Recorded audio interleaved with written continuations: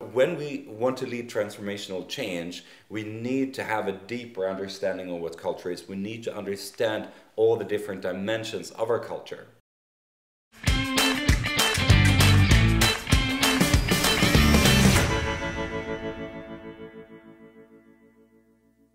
Welcome to Leading Transformational Change, Episode 3.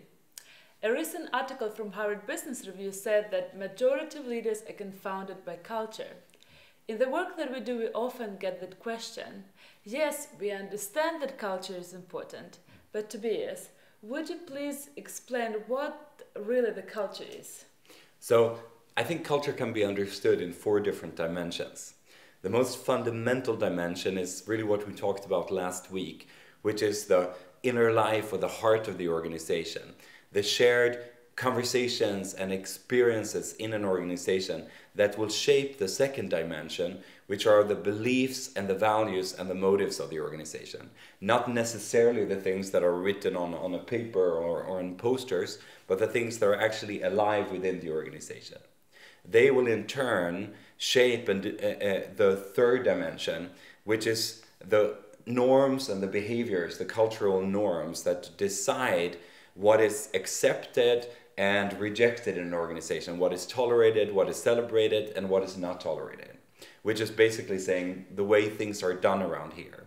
And the fourth dimension of that is the artifacts or the physical expressions of those beliefs and values. And that can be shown, for example, in how people dress in a workplace or how the facilities look or in many, many different ways. But what does it mean to lead in transformational change? So when we want to lead transformational change, we need to have a deeper understanding of what culture is. We need to understand all the different dimensions of our culture. And too many times we have just a very artificial view. And I like to take an example from a trip that we made to a village on the countryside in Ukraine. And coming from an urban part of Sweden, this might be like a very different world, like a few hundred years back in time.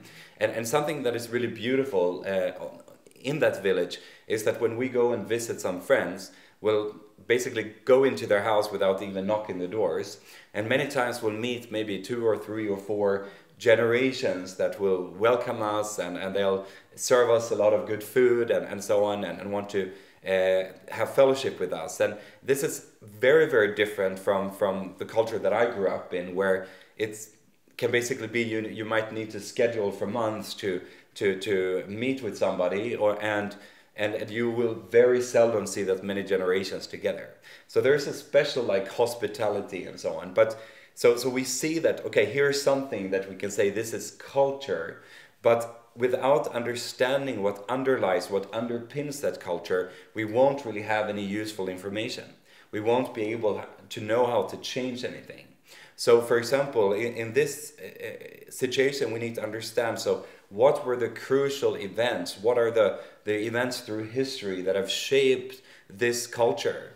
And what are the beliefs and the assumptions that underpin it? And we especially see it in the areas where maybe there's a conflict between what you would say within that culture and how you would actually act. So what practical tips can we leave the leaders with? So I would like to encourage you to think about 1 or 2 events in the history of your organization. And think especially about events that your employees and your leaders see as having contributed to the success of your organization. And think about those events and the beliefs and assumptions that they have created within the organization and how that has shaped culture. And that will help you to start digging deeper into understanding your culture, which also sets the foundation for being able to lead transformational change.